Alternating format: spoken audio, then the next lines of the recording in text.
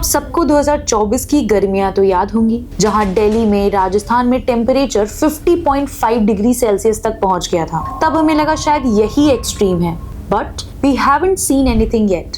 European weather forecasting models and NOAA के warning आ गई हैं। एक्सपर्ट्स का कहना है कि इस साल मेगा एल नीनो या सुपर एल नीनो आ रहा है। ये 140 साल बाद इतना खतरनाक एल नीनो आ रहा है। अब ये एल नीनो होता क्या है और इसका नाम इतना अजीब क्यों है और इसकी वजह से हमारी पॉकेट और हमारी जान पर कैसे असर पड़ेगा? एक्सपर्ट्स का ये भी कहना है कि ये हिस्ट्री का सबसे ज्यादा डेंजरस गर्मी लेकर आएगा।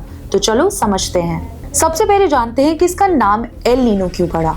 तो साउथ अमेरिका के पेरू कंट्री के फिशरमैन्स ने ये नोटिस किया कि कुछ सालों में पेरुवियन कोस्ट के पास पानी गर्म हो जाता है और ये फिनोमेना दिसंबर में क्रिसमस के पास होता है। तो उन्होंने इसका नाम एल नीनो, जिसका स्पेनिश में मतलब लिटिल बॉय होता है। अब उन्हें क्या पता था कि ये लिटिल बॉय आगे चलकर पूरी दुनिया में इतनी बड़ी तबाही मचा देगा।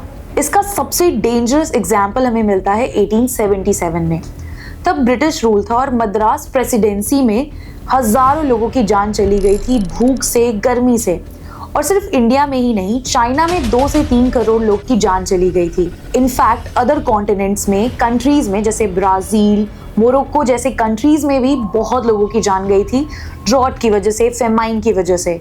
सोचो 1877 में तब तो क्लाइमेट चेंज भी नहीं था, तब इतना बड़ा इम्पैक्ट हुआ था। अभी जब इतना क्लाइमेट चेंज हो चुका है, ग्लोबल वार्मिंग बढ़ चुकी है, तो आज इसका इम्पैक्ट क्या होगा? अब इसकी साइंस काफी सिंपल है। नॉर्मली पैसिफिक ओशन की ट्रेड विंड्स वार्म वाटर को एशिया एंड ऑस्ट्रेलिया की तरफ पुश करती हैं, जिसकी वजह से हमारे यहाँ अच्छी खासी बारिश होती है। बट एल नीनो के वजह से ट्रेड विंड्स वीक पड़ जाती हैं और पैसिफिक ओशन का वार्म वाटर अब एशिया एंड ऑस्ट्रेलिया की तरफ नहीं जाता, ये साउथ अमेरिका की तरफ जाने लगता है, जिससे वहां बारिश होती है और जो मानसून हमारे यहाँ आने वाली होती है वो अब समंदर के बीच चली जाती है। और यहाँ पर सबसे बड़ा ट्विस्ट तो ये है कि अर्थ का बेसलाइन टेम्परेचर ऑलरेडी 1.4 डिग्री बढ़ चुका है ग्लोबल वार्मिंग की वजह से। मतलब ये ऐसा है कि एक कमरा पहले से गर्म था और अब आपने उसमें एक बड़ा सा हीटर रख दिया है। इंडिया पर इसका क्या इम्पैक्ट होगा? हरियाणा, राजस्थान, महाराष्ट्र समेत भारत के कई हिस्सों में भीषण गर्मी पड़ रही है। शुरुआत में ही लोगों का घर से बाहर निकलना दुभर हो गया है। सबसे पहले मॉनसून क्राइसिस होगी। एक्सपर्ट्स का कहना है कि इंडिया में अब नॉर्मल से काफी ज्यादा कम बारिश होगी, सिर्फ 92% बारिश होगी और हम सबको वाटर स्कैर्सिटी फेस करनी पड़ेगी। Number 2, food inflation. इंडिया का 51% पॉपुलेशन आज भी एग्रीकल्चर पर डिपेंड करता है और वो एग्रीकल्चर मॉनसून पर डिपेंड करती है। इसकी वजह से इन्फ्लेशन का रेट 9% बढ़ सकता है। मतलब अब एक आम आदमी का डेली का राशन महंगा हो जाएगा। Number 3, deadly heat waves.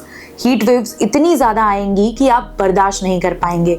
2015 में जब हीट वेव्स आई थी तो 2500 से ज्यादा लोगों की जान चली गई थी और इस साल ये नंबर काफी ज्यादा होगा। नंबर 4 है एक हिडन डेंजर। मतलब अब रातें गर्म होंगी, जहां आपकी बॉडी रात में कूल डाउन होती है, रिलैक्स करती है, वहीं अब हीट स्ट्रोक के चांसेस बढ़ जाएंगे क्योंकि अब रातें भी गर्म होने लगेंगी। सॉल्यूशंस क्या है? सॉल्यूशंस बहुत सिंपल हैं, पेड़ लगाओ। यस, स्टडी कहती है कि अगर शहरों में अच्छे खासी क्वांटिटी में पेड़ हो तो 12 डिग्री सेल्सियस तक टेम्परेचर कम हो सकता है। लेकिन हम क्या करते हैं?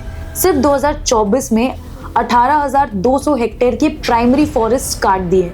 मुंबई का मैंग्रोव हो, दिल्ली के रिजिस फॉरेस्ट हो या हंसदेव जंगल हो, सब कुछ डेवलपमेंट के नाम पर हमारी सरकार ने साफ कर दिया। गवर्नमेंट का कहना है कि वो एक पेड़ के बदले 10 पेड़ लगाती है, लेकिन IIT स्टडी के हिसाब से 90% पेड़ केयर ना मिलने की वजह से मर जाते हैं।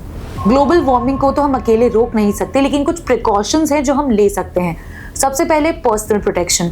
आप 12 से 4 के बीच बाहर निकलना अवॉइड करो। ORS के पैकेट्स कैरी करो। Number 2, show empathy and humanity to other people.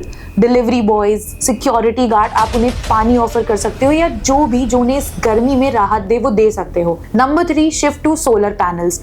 अगर आपके घर में छत है, बालकनी है, तो आप सोलर पैनल्स लगा सकते हो। इंडिया का 70% इलेक्ट्रिसिटी कोल से जनरेट होता है, जो ग्लोबल वार्मिंग का एक सबसे बड़ा कारण है। अगर हमने आज पेड़ नहीं बचाए तो शायद हमारी आने वाली फ्यूचर जनरेशन के लिए 50 डिग्री सेल्सियस नॉर्मल होगा। Think about it and see you in next video.